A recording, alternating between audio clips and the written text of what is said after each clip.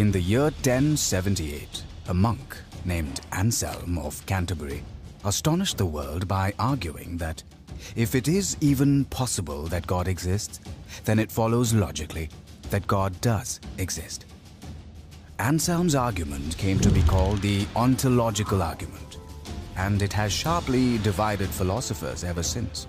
The 19th century German philosopher Arthur Schopenhauer called it a charming joke, but many prominent 20th century philosophers such as Charles Hartshorne, Norman Malcolm, and Alvin Plantinga think that it's sound.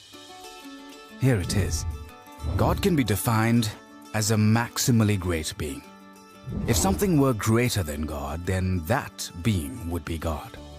And in order to be maximally great, a maximally great being would have to be all-powerful, all-knowing, and morally perfect in every possible world. Possible worlds are simply ways the world could have been. To say that something exists in a possible world is just to say that if the world were that way, then the thing would have existed. For example, even though unicorns don't exist in the actual world, it seems at least possible that they could have. So we can say that unicorns exist in some possible world. On the other hand, a married bachelor does not exist in any possible world because the idea of a married bachelor is logically incoherent. It could not possibly exist. So if it is possible that a maximally great being exists, then we can say that he exists in some possible world. But wait. A maximally great being would not really be maximally great if it existed in only some possible worlds. To be maximally great, it has to be all-powerful, all-knowing, and morally perfect in every possible world. So think about it.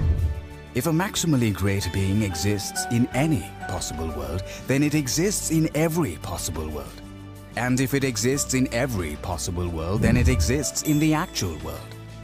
That is, a maximally great being actually exists. Thus, the atheist has to maintain not simply that God does not exist, but that it is impossible that God exists. Here's a summary of the ontological argument. Steps 2 through 6 are straightforward and largely uncontroversial. But what about point number 1? Clearly, if it can be shown that the idea of a God is logically incoherent, then the argument fails.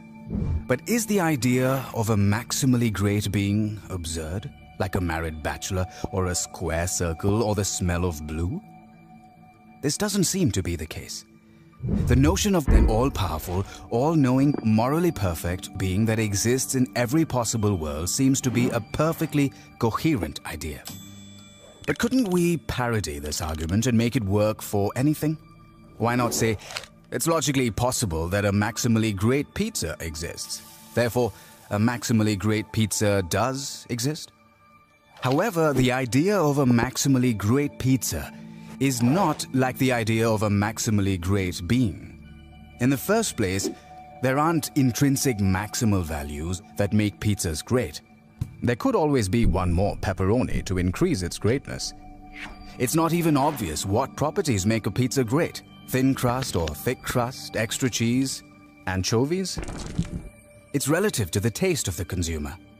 In the second place, a maximally great pizza would have to exist in every logical possible world. But that would mean that it couldn't be eaten. So it wouldn't really be a pizza, because a pizza is something you can eat. The idea of a maximally great pizza turns out not to be a coherent idea. The idea of God, on the other hand, is an intuitively coherent idea. Therefore, his existence is a possibility. And the ontological argument shows that if God possibly exists, then God actually exists.